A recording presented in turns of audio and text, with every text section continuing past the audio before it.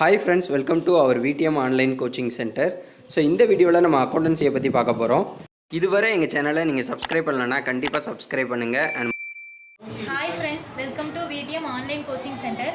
இன்றைக்கி நம்ம 12th அக்கௌண்ட்ஸில் உள்ள ஒரு சாப்டர் பார்க்க போகிறோம். Accounts from incomplete records. ஆக்சுவலாக அக்கௌண்ட்ஸ் ஃப்ரம் இன்கம்ப்ளீட் ரெக்கார்ட்ஸ் அப்படின்னா என்ன அப்படின்னு சொல்லி பார்த்தீங்க அப்படின்னா, இங்கே வந்து புக்ஸ் ஆஃப் அக்கௌண்ட்ஸ் எல்லாமே எதில் மெயின்டைன் பண்ண மாட்டாங்க அப்படின்னா டபுள் என்ட்ரி சிஸ்டம் கீழே மெயின்டைன் பண்ண மாட்டாங்க. டபுள் என்ட்ரி சிஸ்டம் அப்படின்னா ரெண்டு ஆஸ்பெக்ட் ஆஃப் தி டிரான்சாக்ஷன் வந்து ரெக்கார்ட் பண்ண மாட்டாங்க. Both debit and credit record பண்ண மாட்டாங்க.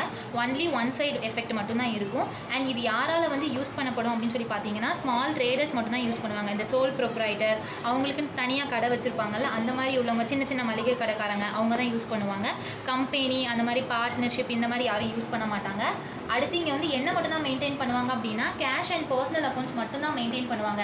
அதாவது அவங்களுக்கு எவ்வளோ கேஷ் அவுட்ஃப்ளோ போகுது, எவ்வளோ கேஷ் உள்ளே வருது அப்படிங்கிறத மட்டும் பார்ப்பாங்க. அண்ட் எந்தெந்த ஆள்கிட்டேருந்து நம்ம கடன் வாங்கியிருக்கோம், யார்கிட்டேருந்து எவ்வளோ வாங்கியிருக்கோம் அப்படிங்கிறத மட்டும் தான் பார்ப்பாங்க. ஸோ அதனால் இதை என்னென்னு சொல்லுவாங்க அப்படின்னா, single entry system of accounting அப்படின்னு சொல்லுவாங்க. அதுக்கப்புறம் இதில் வந்து நம்மளுக்கு ப்ரிப்பரேஷன் ஆஃப் அக்கௌண்ட்ஸ், இதில் வந்து நம்மளுக்கு சம்ம வந்து ரெண்டு மெத்தட் இருக்குது. ஒரு மெத்தட் என்னன்னு சொல்லி பார்த்தீங்க அப்படின்னா ஸ்டேட்மெண்ட் ஆஃப் அஃபேர்ஸ் மெத்தட். இன்னொரு மெத்தட் என்னன்னு சொல்லி பார்த்தீங்கன்னா கன்வர்ஷன் மெத்தட். சரியா? ஸ்டேட்மெண்ட் ஆஃப் அஃபேர்ஸ் மெத்தட் அப்படின்னு சொல்லி பார்த்தீங்கன்னா அதில் 3 இது ஓப்பன் பண்ணுவோம். ஃபஸ்ட்டு ஓப்பனிங் பேலன்ஸ் ஷீட், அடுத்து க்ளோசிங் பேலன்ஸ் ஷீட், அடுத்து ஸ்டேட்மெண்ட் ஆஃப் அஃபேர்ஸ். அதே மாதிரி கன்வர்ஷன் மெத்தட் அப்படின்னா வேறு ஒன்றும் இல்லை, நம்மளுக்கு சிங்கிள் என்ட்ரியாக இருக்கக்கூடியது எல்லாத்தையும் டபுள் என்ட்ரியாக மாற்றி இந்த அக்கௌண்ட்ஸ் எல்லாம் ஓப்பன் பண்ணி அந்த நிறுவனத்தோட ப்ராஃபிட் என்ன, அதாவது அதோடக்கு லாபம் கிடச்சிருக்கா இல்லை அதுக்கு வந்து நஷ்டம் ஏற்பட்டிருக்கா அப்படிங்கிறத வந்து நம்ம என்ன பண்ணுவோம் அப்படின்னா கண்டுபிடிப்போம்.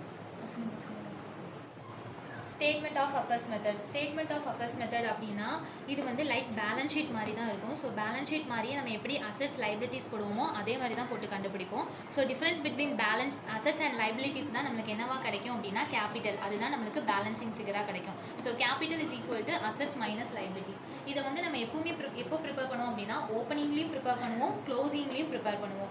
ஸோ அப்போ இந்த ஸ்டேட்மெண்ட் ஆஃப் அஃபேர்ஸ் கீழே நம்ம வந்து 3 ஸ்டேட்மெண்ட் ப்ரிப்பேர் பண்ணுவோம். First statement of affairs as on opening date. So opening டேட்டில் உள்ள அசெட்ஸ் அண்ட் லைபிலிட்டிஸை வச்சு ஓப்பனிங் கேபிட்டல் பேலன்சிங் ஃபிகராக கிடைக்கும்.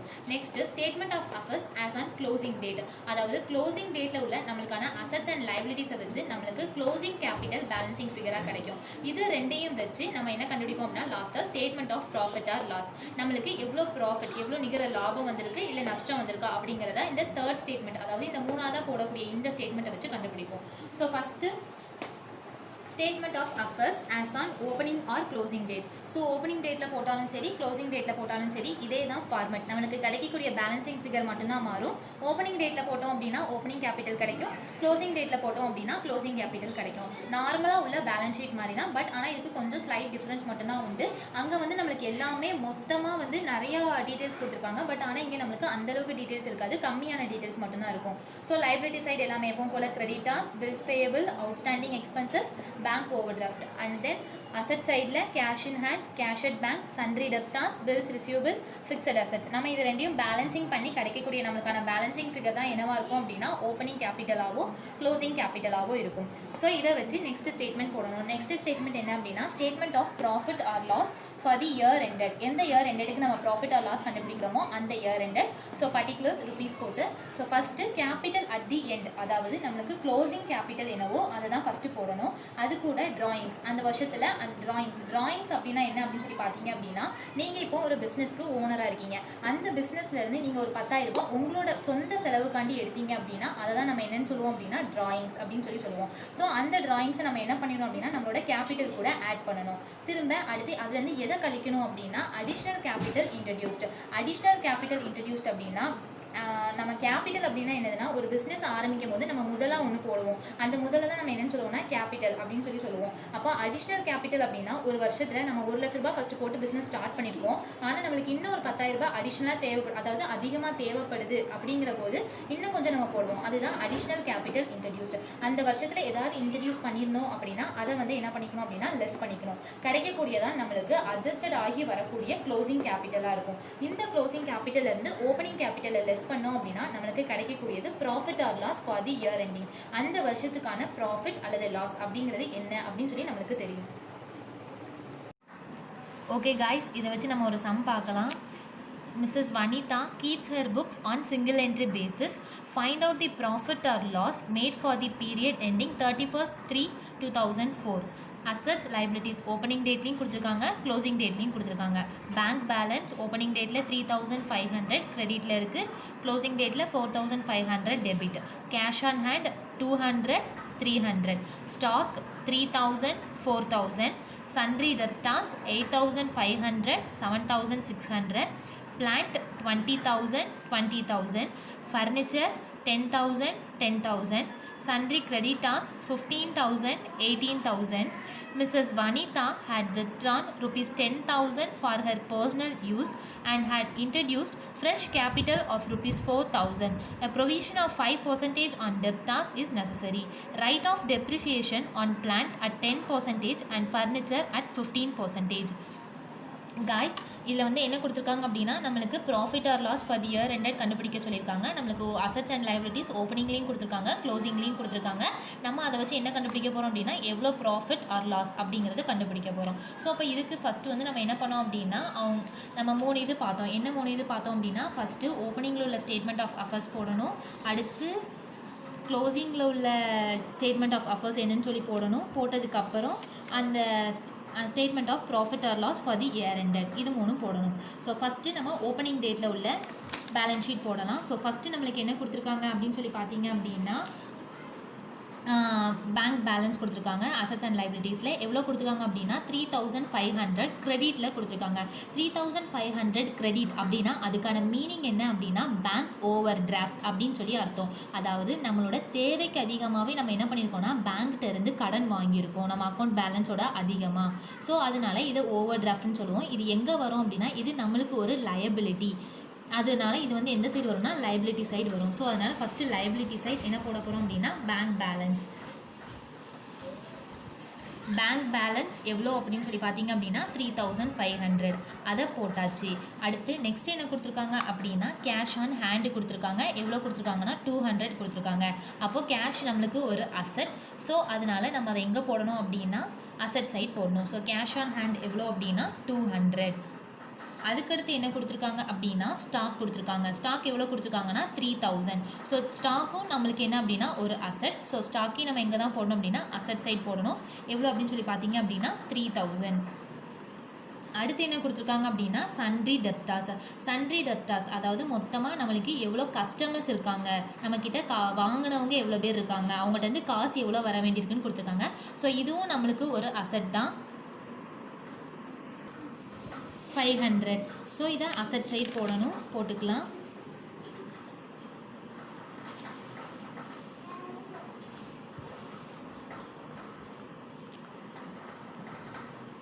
அடுத்து என்ன கொடுத்துருக்காங்கன்னா பிளான்ட். ஸோ 20,000. பிளான்ட் அப்படிங்கிறது நம்மக்கிட்ட இருக்கக்கூடிய மிஷினரியை சொல்கிறாங்க. ஸோ அதை போட்டுக்கலாம். பிளான்ட் 20,000. அடுத்து என்ன இருக்குது அப்படின்னா ஃபர்னிச்சர் 10,000 ரூபாய்க்கு, அதையும் போட்டுக்கலாம்.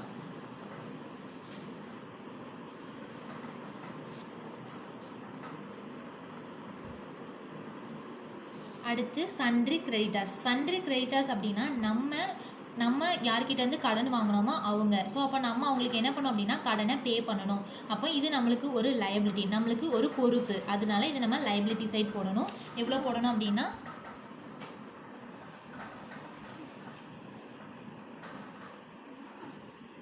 Sundry creditors 15,000. ஸோ இப்போ நம்ம கொடுத்துருக்கிறது எல்லாத்தையுமே போட்டாச்சு. ஸோ கொடுத்துருக்க எல்லாமே போட்டுட்டோம். இப்போ நம்ம இதை பேலன்சிங் பண்ணலாம். பேலன்சிங் பண்ணனா நம்மளுக்கு கிடைக்கக்கூடிய பேலன்சிங் ஃபிகர் தான் என்னவா இருக்கும் அப்படின்னா ஓப்பனிங் கேபிட்டலாக இருக்கும். ஸோ எவ்வளோன்னு சொல்லி பார்த்தீங்க அப்படின்னா 200, 3,000, 8,500 + 20,000 + 10,000. ஸோ டோட்டலாக நம்மளுக்கு எவ்வளோ வருது அப்படின்னு சொல்லி பார்த்தீங்க அப்படின்னா 41,700. ஸோ இதுலேருந்து நம்ம எதை லெஸ் பண்ணணும் அப்படின்னா 3,500 + 15,000. ஸோ 23,200. இதுதான் நம்மளுக்கான ஓப்பனிங் கேபிட்டல்.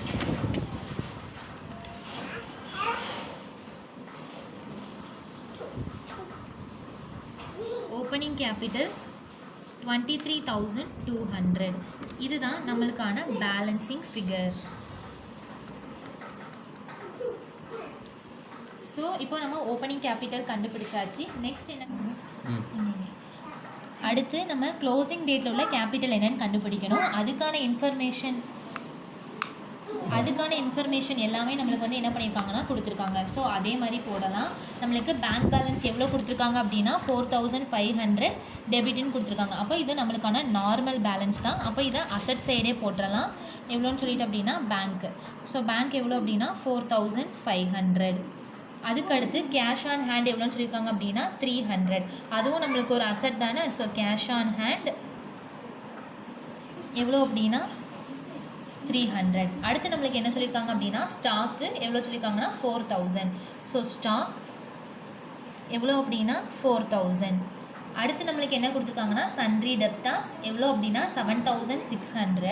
அதுக்கடுத்து நம்ம கீழே கொஷினுக்கு வந்தோம் அப்படின்னா நம்மளுக்கு என்ன கொடுத்துருக்காங்கன்னா a provision for a 5% on debtors is necessary. அதாவது a provision of 5% அப்படின்னா இதுக்கான மீனிங் என்ன அப்படின்னா நம்மளுக்கு இப்போ நம்மகிட்ட இருந்து நிறைய பேர் கடன் வாங்கியிருப்பாங்க. நம்ம நிறைய பேருக்கு கடன் கொடுத்துருப்போம். அந்த கடன் எல்லாமே நம்மளுக்கு அவங்க திரும்ப மொத்தமாக அப்படியே திருப்பி தருவாங்கன்னு கிடையாது. ஏன்னா ஒரு சில பேர் நம்மளை ஏமாற்றிட்டுனாலும் போயிடுவாங்க. அப்போது அது நம்மளோட பிஸ்னஸ்க்கு ஒரு பெரிய இழப்பாக இருக்குமா. அதை ஈடுகட்டுறதுக்காண்டி நம்ம முன்னாடியே என்ன பண்ணுவோம் அப்படின்னா நம்மளோட லாபத்திலேருந்து கொஞ்சத்தை நம்ம என்ன எடுத்து வைப்போம் அப்படின்னா ரிசர்வ், அதாவது ப்ரொவிஷன் அப்படின்னு சொல்லி வந்து நம்ம என்ன பண்ணுவோம் அப்படின்னா எடுத்து வைப்போம். அதாவது என்ன பண்ணுவோம் அப்படின்னா அதை வைப்பு தொகையை எடுத்து வைப்போம் நம்ம பின்னாடி வரக்கூடிய நஷ்டத்தை ஈடுகட்டுறதுக்காண்டி. அப்போது அது நம்மளுக்கு எவ்வளோ காசு வரணுமோ அதுலேருந்து தான் நம்ம எடுத்து வைப்போம். அப்போ நம்மளுக்கு இங்கே எவ்வளோ காசு வரணும் அப்படின்னு சொல்லி பார்த்தீங்க அப்படின்னா 7600 ரூபாய் வரணும். அப்போது அதில் 5% எடுத்து வைக்கணும். சரியா, 5% எவ்வளோ அப்படின்னு சொல்லி பார்க்கணும். இப்போது இதுக்கு முன்னாடி இந்த சம்மில் வந்து என்ன பண்ணலாம் அப்படின்னா நம்மளுக்கு பேட் டெப்ஸ் அப்படிங்கிற ஒரு ஐட்டம் வந்து கொடுக்கல. சரியா, சப்போஸ் பேட் டெப்ஸ் அப்படின்னா நம்மளுக்கு வாரா கடன் அப்படின்னு சொல்லி அர்த்தம். சரியா, அதாவது இந்த வருஷத்தில் யாராவது ஒருத்தங்க அவங்ககிட்ட இருந்து நம்மளுக்கு ஒரு 100 ரூபாய் கடன் நம்மகிட்ட இருந்து வாங்கியிருக்காங்க. ஆனால் அவங்க என்ன பண்ணலாம் அப்படின்னா திருப்பி தரலை. அப்போ இந்த வருஷத்தில் நமக்கு அந்த 100 ரூபாய் என்னவா இருக்கும்னா வாரா கடனாக இருக்கும். அப்போது நம்மளுக்கு இருக்கக்கூடிய அந்த நம்மகிட்ட கடன் வாங்கியிருப்பாங்க தெரியுமா, அவங்க எல்லாருக்கிட்ட இருந்தும் ஃபஸ்ட்டு யாரை கழிச்சு விட்றோம் அப்படின்னா இந்த வாரா கடன், அதாவது நமக்கு இனிமேல் இவங்களுக்கு வரவே வராதுன்னு தெரிஞ்சுட்டு அப்போ ஃபஸ்ட்டு அவங்கள கழிச்சு விட்றணும். அவங்க போக மிச்சம் உள்ளவங்களுக்கு தான் நம்ம என்ன பண்ணோம் அப்படின்னா இந்த ப்ரொவிஷன் கிரியேட் பண்ணணும். அப்போ இங்கே அப்படி எதுவுமே இல்லை இந்த சம்மில். ஸோ டேரெக்டாக நம்ம என்ன பண்ணிடலாம்னா இருக்கிற டெப்டாஸ்லேருந்தே நம்ம என்ன பண்ணிடலாம்னா ப்ரொவிஷன் கொடுத்துடலாம். அப்போ நம்மளுக்கு டெப்டாஸ் எவ்வளோ இருக்காங்க அப்படின்னு சொல்லி பார்த்தீங்க அப்படின்னா 7600 இருக்காங்க. இதில் எத்தனை % ப்ரொவிஷன் கிரியேட் பண்ணால் 5% ப்ரொவிஷன் கிரியேட் பண்ணணும். எவ்வளோ கிரியேட் பண்ணணும் அப்படின்னா 380 ரூபாய் கிரியேட் பண்ணணும். 380 ரூபாய் கிரியேட் பண்ணணும். அப்போது நம்ம எழுதிக்கலாம் சன்ட்ரி டெப்டாஸ் நம்மளுக்கு எவ்வளோ இருக்காங்க அப்படின்னா 7600 இருக்காங்க. இதுலேருந்து இப்போ நம்மளுக்கு ப்ரொவிஷன் எவ்வளோ போயிட்டு அப்படின்னா 380 போயிட்டு. ஸோ அப்போ இந்த ப்ரொவிஷன் 380 போக ரிமைனிங் எவ்வளோ தான் இருக்கும் அப்படின்னு சொல்லி பார்த்தீங்க அப்படின்னா நம்மளுக்கு 7220 தான் நம்மளுக்கு என்னவாக இருப்பாங்க அப்படின்னா இந்த வருஷத்துக்கான டெப்டாஸாக இருப்பாங்க. அடுத்து இப்போ என்ன கொடுத்துருக்காங்க அப்படின்னா நம்மளுக்கு பிளான்ட்டு கொடுத்துருக்காங்க 20000 அப்படின்னு சொல்லிட்டு க்ளோசிங்கில். அது போக கீழே நம்மளுக்கு எக்ஸ்ட்ரா அட்ஜஸ்ட்மெண்ட்ஸ் கொடுத்துருக்காங்க. Write off depreciation on plant at 10% and furniture at 15%. அதாவது டெப்ரிசியேஷன் அப்படிங்கிறது என்ன குறிக்குது அப்படின்னா தேய்மானம். ஒரு மிஷினரி இருக்குது அப்படின்னா அது வந்து வாங்கின வருஷத்தில் ஓடின மாதிரியே எல்லா வருஷமும் ஓடும் அப்படின்னு சொல்லி கிடையாது. எல்லா விதமான அசட்டுக்குமே நம்மளுக்கு என்ன இருக்கும் அப்படின்னா தேய்மானம் அப்படிங்கிறது இருக்கும். அப்போது அந்த தேய்மானத்தை நம்ம எப்போ தான் கணக்கிடுவோம் அப்படின்னா நம்ம அந்த வருஷத்தோட கடைசியில் தான் கணக்கிடுவோம். அப்போது இங்கே பிளான்ட் எவ்வளோ இருக்குன்னு சொல்லி பார்த்தீங்கன்னா 20000 ரூபாய். அதை எவ்வளோ தேய்மானம்னு சொல்லியிருக்காங்கன்னா 10%. அப்போது நம்மளுக்கு 20000 ரூபாய் 20000 ரூபாயில் 10% அப்படின்னா 2000 ரூபாய். அப்போ எழுதிக்கலாம்.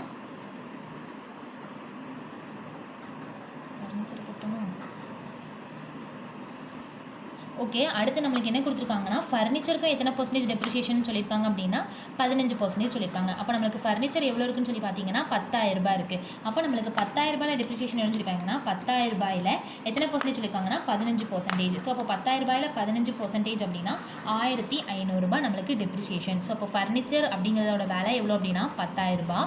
இதில் தேய்மானம் எவ்வளோ ஆயிருக்கு அப்படின்னு சொல்லி பார்த்தீங்கன்னா டெப்ரிசியேஷன் வந்து 1500 ரூபாய். அப்போ ரிமைனிங் எவ்வளோ இருக்குது அப்படின்னு சொல்லி பார்த்தீங்க அப்படின்னா 8500 ரூபாய். அடுத்து நம்மளுக்கு பிளான்ட்டுக்கு போட்டுக்கலாம். பிளான்ட்டுக்கு எவ்வளோ அப்படின்னா 20000 ரூபாய். அதிலிருந்து எவ்வளோ கழிக்கணும் அப்படின்னா டெப்ரிசியேஷனாக 2000 ரூபாய். 20,000 ரூபாயில் நம்மளுக்கு எத்தனை பர்சன்டேஜ் அப்படின்னு சொல்லியிருக்காங்க அப்படின்னா 10% சொல்லியிருக்காங்க. எவ்வளோ அப்படின்னா 2000 ரூபாய். ஸோ இப்போ 2000 ரூபாயை கழிச்சோம் அப்படின்னா நம்மளுக்கு கிடைக்கக்கூடியது எவ்வளோவா இருக்குன்னு சொல்லி பார்த்தீங்க அப்படின்னா 18,000 ரூபாய். ஸோ அப்போ எல்லாம் போட்டாச்சு. அடுத்து என்ன இருக்குன்னு சொல்லி பார்த்தோம்னா சன்ட்ரி கிரெடிட்டாஸ் எவ்வளோ இருக்காங்கன்னா 18,000 ரூபாய். ஸோ அதை இந்த சைடு போட்டுடலாம். சன்ட்ரி கிரெடிட்டாஸ் 18,000 ரூபாய். இப்போ கொடுத்துருக்க இன்ஃபர்மேஷன் எல்லாத்தையுமே போட்டாச்சு. இனிமேல் பேலன்சிங் பண்ணணும். எப்படி பேலன்சிங் பண்ணுவோம் அப்படின்னா அசட் சைடு இருக்கக்கூடியது எல்லாத்தையும் கூட்டி, அதாவது நம்மக்கிட்ட இவ்வளோ சொத்து இருக்குது, இதுலேருந்து நம்மளுக்கு இவ்வளோ பொறுப்பு இருக்குது, இந்த சொத்துலேருந்து பொறுப்பை கழிச்சிட்டோம் அப்படின்னா கிடைக்கக்கூடியதான் நம்மளுக்கான கேபிட்டல், அதாவது நம்ம போட்ட முதலாக இருக்கும். சரியா? ஓகே. ஸோ அப்போ எவ்வளோன்னு சொல்லி பார்த்தீங்க அப்படின்னா 4,500 ரூபாய், 300 ரூபாய், 4000,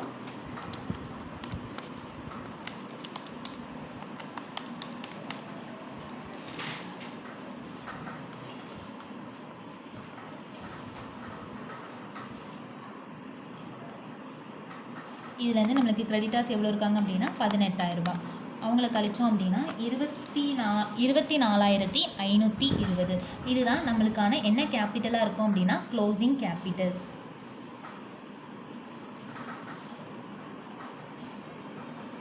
க்ளோசிங் கேபிட்டல் இதுதான் நம்மளுக்கான பேலன்சிங் ஃபிகர். ஓகேவா? ஓகே. இப்போ நம்ம ஃபஸ்ட்டு என்ன போடணும் அப்படின்னா க்ளோசிங் கேபிட்டல். க்ளோசிங் கேபிட்டல் எவ்வளோ இருக்குது அப்படின்னு சொல்லி பார்த்தீங்க அப்படின்னா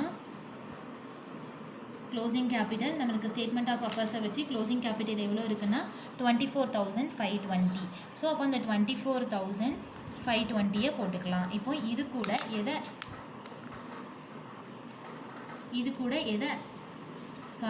கூட வந்து ஃபஸ்ட்டு என்ன பண்ணிக்கணும் அப்படின்னா ட்ராயிங்ஸை ஆட் பண்ணிக்கணும். So add drawings. So first என்ன பண்ண போகிறோம் அப்படின்னா ட்ராயிங்ஸை ஆட் பண்ண போகிறோம்.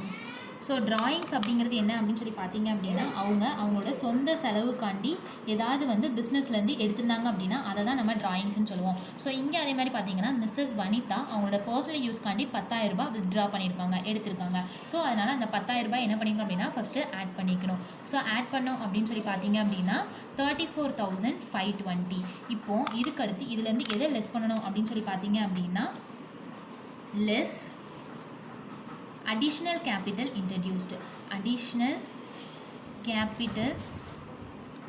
introduced. அதாவது அந்த வருஷம் அவங்க எக்ஸ்ட்ராவாக ஏதாவது முதல் உள்ள கொடுத்துருக்காங்களா அப்படின்னு சொல்லிட்டு. அப்போது இங்கே என்ன சொல்லியிருக்காங்க அப்படின்னா அண்ட் இன்ட்ரடியூஸ்ட் ஃப்ரெஷ் கேபிட்டல் 4,000. அப்போ அந்த வருஷம் எவ்வளோ இன்ட்ரடியூஸ் பண்ணியிருக்காங்க அப்படின்னா 4,000 ரூபாய் இன்ட்ரடியூஸ் பண்ணியிருக்காங்க.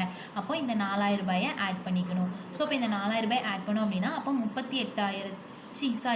இந்த 4,000 ரூபாய் நம்ம என்ன பண்ணோம் அப்படின்னா லெஸ் பண்ணணும். ஸோ அப்போ 30,520. இப்போது இதுக்கடுத்து இது கூட எதை லெஸ் பண்ணோம் அப்படின்னா மறுபடியும் ஓப்பனிங் கேபிட்டலை லெஸ் பண்ணணும்.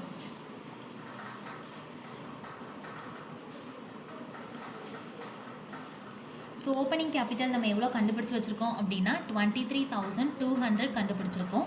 இதை லெஸ் பண்ணோம் அப்படின்னா நம்மளுக்கு கிடைக்கக்கூடிய அமௌண்ட் எவ்வளோ அப்படின்னு சொல்லி பார்த்தீங்க அப்படின்னா 30,520 லெஸ் 23,200. ஸோ 7,320. இதுதான் நம்மளுக்கான ப்ராஃபிட் ஆர் லாஸ். ஸோ நம்மளுக்கு என்ன கிடச்சிருக்கு அப்படின்னு சொல்லி பார்த்தீங்க அப்படின்னா ப்ராஃபிட் கிடச்சிருக்கு. அந்த இயர்க்கான ப்ராஃபிட் கிடச்சிருக்கு. இது ப்ராஃபிட் ஆர் லாஸ் அப்படிங்கிறது எப்படி கண்டுபிடிக்கணும் அப்படின்னா இந்த கிடச்சிருக்கா இந்த அமௌண்ட் அதாவது க்ளோசிங் கேபிட்டல் கூட ட்ராயிங்ஸ் ஆட் பண்ணி ஓப்பனிங் கேபிட்டல் அடிஷ்னல் கேபிட்டல் இன்ட்ரடியூஸ்டை லெஸ் பண்ணி கிடச்ச அமௌண்ட் தான் நம்மளுக்கான என்ன அமௌண்ட்னு சொல்லி பார்த்தீங்க அப்படின்னா அட்ஜஸ்டட் கேபிட்டல், அதாவது அட்ஜஸ்டட் க்ளோசிங் கேபிட்டல். சரியா? Adjusted closing capital. இந்த அட்ஜஸ்டட் க்ளோசிங் கேபிட்டல்லேருந்து ஓப்பனிங் கேபிட்டலை லெஸ் பண்ணுறப்போ நம்மளுக்கு பாசிட்டிவ், அதாவது ப்ளஸில் ஆன்சர் வந்துச்சுன்னா அதை ப்ராஃபிட்னு சொல்லுவோம். அதே இது நெகட்டிவ் மைனஸில் ஆன்சர் வந்துச்சு அப்படின்னா அதை லாஸ்ன்னு சொல்லுவோம். சரியா? ஓகேவா? அவ்வளோதான், இந்த சம் முடிஞ்சிச்சு.